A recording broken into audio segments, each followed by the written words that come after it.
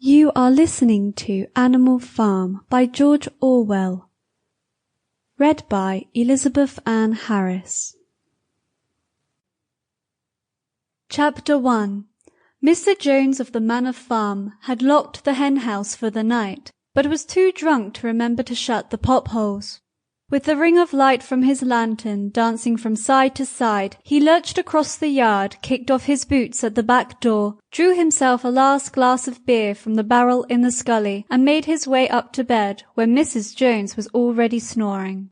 As soon as the light in the bedroom went out, there was a stirring and a fluttering all through the farm buildings. Word had gone round during the day that old Major, the prize middle white boar, had had a strange dream on the previous night and wished to communicate it to the other animals.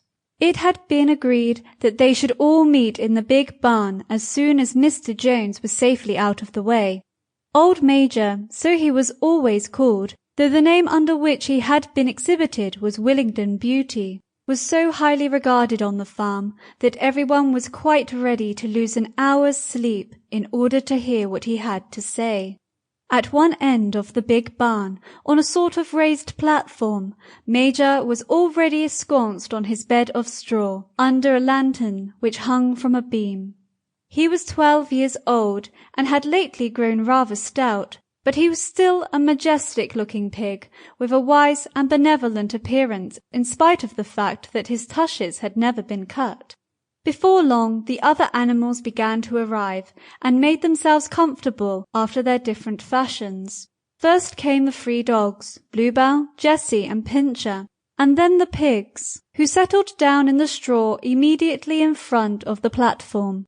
The hens perched themselves on the window-sills, the pigeons fluttered up to the rafters. The sheep and cows lay down behind the pigs and began to chew the cud. The 2 cart horses, Boxer and Clover, came in together, walking very slowly and setting down their vast hairy hoofs with great care lest there should be some small animal concealed in the straw. Clover was a stout motherly mare, approaching middle age, who had never quite got her figure back after her 4th foal. Boxer was an enormous beast, nearly 18 hands high, and as strong as any 2 ordinary horses put together. A white stripe down his nose gave him a somewhat stupid appearance, and in fact he was not of first-rate intelligence, but he was universally respected for his sturdiness of character and tremendous powers of work. After the horses came Muriel, the white goat, and Benjamin the donkey.